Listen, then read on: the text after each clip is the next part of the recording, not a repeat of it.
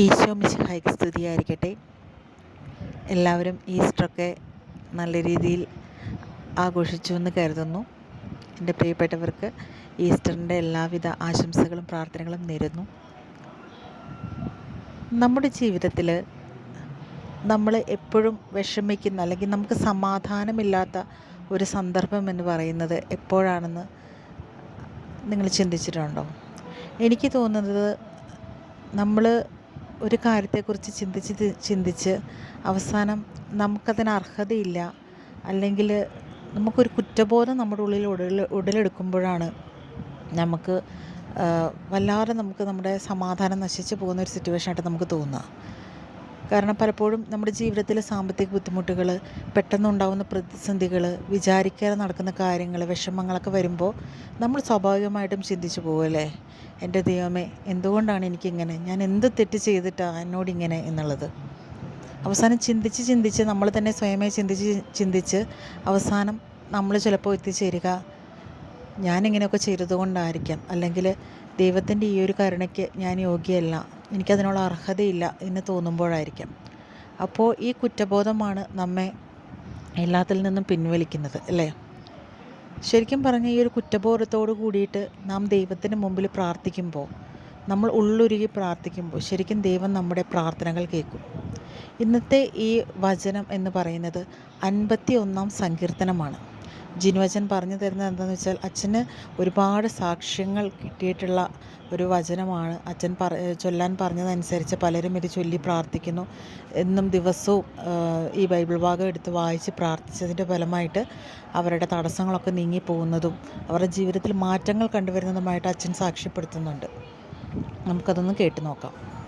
ദൈവമേ, അങ്ങയുടെ കാരുണ്യത്തിനൊത്ത് എന്നോട് ദയ തോന്നണമേ. അങ്ങയുടെ കാരുണ്യാതിരകത്തിനൊത്ത് എൻ്റെ അതിക്രമങ്ങൾ മായ്ച്ചു കളയണമേ. എൻ്റെ അകൃത്യം നിശേഷം കഴുകിക്കളയണമേ. എൻ്റെ പാപത്തിൽ നിന്ന് എന്നെ ശുദ്ധീകരിക്കണമേ. എൻ്റെ അതിക്രമങ്ങൾ ഞാൻ അറിയുന്നു, എൻ്റെ പാപം എപ്പോഴും എൻ്റെ കൺമുമ്പിലുണ്ട്. അങ്ങേക്കെതിരായി, അങ്ങേക്ക് മാത്രമെതിരായി ഞാൻ പാപം ചെയ്തു. അങ്ങയുടെ മുൻപിൽ ഞാൻ തിന്മ പ്രവർത്തിച്ചു. അതുകൊണ്ട് അങ്ങയുടെ വിധി നിർണയത്തിൽ അങ്ങ് നീതിയുക്തനാണ്. അങ്ങയുടെ വിധിവാചകം കുറ്റമറ്റതാണ്. പാപത്തോടെയാണ് ഞാൻ പിറന്നത്. അമ്മയുടെ ഉദരത്തിൽ ഉരുവായപ്പോഴേ ഞാൻ പാപിയാണ്. ഹൃദയപരമാർത്ഥതയാണ് അങ്ങ് ആഗ്രഹിക്കുന്നത്. ആകയാൽ എൻ്റെ അന്തരംഗത്തിൽ ജ്ഞാനം പകരണമേ. ഹിസോപ്പ് കൊണ്ട് എന്നെ പവിത്രീകരിക്കണമേ. ഞാൻ നിർമ്മലനാകും. എന്നെ കഴുകണമേ. ഞാൻ മഞ്ഞിനേക്കാൾ വെണ്മയുള്ളവനാകും. എന്നെ സന്തോഷഭരിതനാക്കണമേ. അവിടുന്ന് തകർന്ന എൻ്റെ അസ്ഥികൾ ആനന്ദിക്കട്ടെ. എൻ്റെ പാപങ്ങളിൽ നിന്ന് മുഖം മറയ്ക്കണമേ. എൻ്റെ അകൃത്യങ്ങൾ മായ്ച്ചു കളയണമേ. ദൈവമേ, നിർമ്മലമായ ഹൃദയം എന്നിൽ സൃഷ്ടിക്കണമേ. അചഞ്ചലമായ ഒരു നവചൈതന്യം എന്നിൽ നിക്ഷേപിക്കണമേ. അങ്ങയുടെ സന്നിധിയിൽ നിന്ന് എന്നെ തള്ളിക്കളയരുതേ. അങ്ങയുടെ പരിശുദ്ധാത്മാവിനെ എന്നിൽ നിന്ന് എടുത്തു കളയരുതേ. അങ്ങയുടെ രക്ഷയുടെ സന്തോഷം എനിക്ക് വീണ്ടും തരണമേ. ഒരുക്കമുള്ള ഹൃദയം നൽകി എന്നെ അനുഗ്രഹിക്കണമേ. അപ്പോൾ അതിക്രമികളെ ഞാൻ അങ്ങയുടെ വഴി പഠിപ്പിക്കും. പാപികൾ അങ്ങയിലേക്ക് തിരിച്ചു വരും. ദൈവമേ, എൻ്റെ രക്ഷയുടെ ദൈവമേ, രക്തപാതകത്തിൽ നിന്ന് എന്നെ രക്ഷിക്കണമേ. ഞാൻ അങ്ങയുടെ രക്ഷയെ ഉച്ചത്തിൽ പ്രകീർത്തിക്കും. കർത്താവെ, എൻ്റെ അധരങ്ങളെ തുറക്കണമേ. എൻ്റെ നാവ് അങ്ങയുടെ സ്തുതികൾ ആലപിക്കും. ബലികളിൽ അങ്ങ് പ്രസാദിക്കുന്നില്ല. ഞാൻ ദഹനബലി അർപ്പിച്ചാൽ അങ്ങ് സന്തുഷ്ടനാവുകയുമില്ല. ഉരുകിയ മനസ്സാണ് ദൈവത്തിന് സ്വീകാര്യമായ ബലി. ദൈവമേ, നുറുങ്ങിയ ഹൃദയത്തെ അങ്ങ് നിരസിക്കുകയില്ല.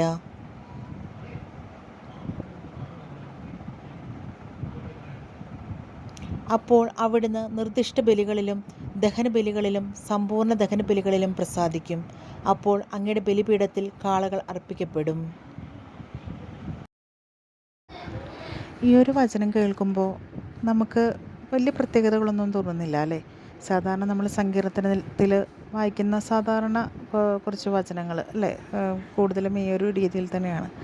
പക്ഷേ ജിനുവച്ചൻ എന്തുകൊണ്ടായിരിക്കാം സ്പെഷ്യലായിട്ട് ഈ ഒരു സങ്കീർത്തനം തന്നെ എടുത്ത് എല്ലാവരോടും വായിക്കാനായിട്ട് ആവശ്യപ്പെടുന്നത്? എനിക്ക് മനസ്സിലായിട്ടുള്ളൊരു കാര്യം എന്താണെന്ന് വെച്ചിട്ടുണ്ടെങ്കിൽ, കുറ്റബോധത്തിൽ നിന്ന് ഉടലെടുക്കുന്ന പശ്ചാത്താപം എന്ന് പറയുന്നത് വളരെ വിലപിടിപ്പുള്ളൊരു കാര്യമാണ്. നമ്മൾ സാധാരണ ഒരു കാര്യം സംസാരിച്ച് അല്ലെങ്കിൽ നമുക്കതിലുണ്ടാവുന്നൊരു സങ്കടം കൊണ്ട് നമ്മൾ സോറി പറയുന്നതും നമ്മളിത് ചെയ്ത് തെറ്റിപ്പോയി ഒരിക്കലും ചെയ്യാൻ പാടില്ലായിരുന്നു എന്ന് പൂർണ്ണ ബോധ്യത്തോടു കൂടിയിട്ട് നമ്മളതിനെ ഓർത്ത് സങ്കടപ്പെടുന്നതും രണ്ടും രണ്ടാണ് അല്ലേ? അപ്പോൾ അതേ ഒരു മനസ്ഥിതിയോട് കൂടിയിട്ട് നമ്മൾ ദൈവത്തിൻ്റെ മുമ്പിൽ നിലവിളിച്ച് പ്രാർത്ഥിക്കുമ്പോൾ അന്നേരം നമ്മുടെ പ്രാർത്ഥനയ്ക്ക് മറ്റൊരു അർത്ഥമാണ് ഉണ്ടാവുക, അല്ലെങ്കിൽ മറ്റൊരു തലത്തിലാണ് നമ്മളത് ദൈവത്തിന് മുമ്പിൽ സ്വീകാര്യപ്പെടുക.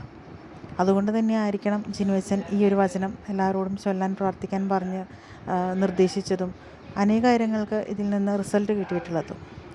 അപ്പോൾ നമുക്കും എന്തായാലും പ്രത്യാശ കൈവിടേണ്ട. തീർച്ചയായും എല്ലാവരും നിങ്ങളുടെ കുടുംബ പ്രാർത്ഥനയിൽ അല്ലെങ്കിൽ നിങ്ങളുടെ സ്വകാര്യ നിമിഷങ്ങളിൽ ബൈബിൾ വായിക്കുന്ന സമയങ്ങളിലൊക്കെ ഈ 51-ാം സങ്കീർത്തനം സ്ഥിരമായി ധ്യാനിച്ച് പ്രാർത്ഥിക്കുക. തീർച്ചയായും നമ്മുടെ കുടുംബങ്ങളിൽ, നമ്മുടെ ജീവിതങ്ങളിൽ മാറ്റങ്ങൾ ഉണ്ടാവുമെന്ന് 100% ഉറപ്പ് തന്നെയാണ്. ദൈവം നമ്മുടെ കൂടെ ഉണ്ടായിരിക്കട്ടെ. നമ്മുടെ എല്ലാ ആവശ്യങ്ങളിലും അവിടുന്ന് നമ്മെ സഹായിക്കട്ടെ എന്ന് ആഗ്രഹിക്കുന്നു, പ്രാർത്ഥിക്കുന്നു. ഈശോ മിശിഹായ്ക്ക് സ്തുതിയായിരിക്കട്ടെ. പ്രിയപ്പെട്ടവരെ, നിങ്ങളുടെ പ്രാർത്ഥന ആവശ്യങ്ങൾ എന്തു തന്നെ ആയാലും നമ്മുടെ ഈ വീഡിയോയുടെ താഴെ കമൻറ്റ് ചെയ്ത് പറയുക. അടുത്ത വീഡിയോയിൽ ഞാനത് തീർച്ചയായും വീഡിയോയിൽ സമർപ്പിച്ച് നിങ്ങളുടെ ആവശ്യങ്ങൾ സമർപ്പിച്ച് പ്രാർത്ഥിക്കുന്നതായിരിക്കും. അപ്പോൾ മറക്കാതെ കമൻറ്റ് ചെയ്യുക കേട്ടോ. അപ്പം എല്ലാവരോടും സ്നേഹത്തോടെ നമുക്ക് ഇനി അടുത്ത വീഡിയോയിലൂടെ കാണാം. Bye, take care.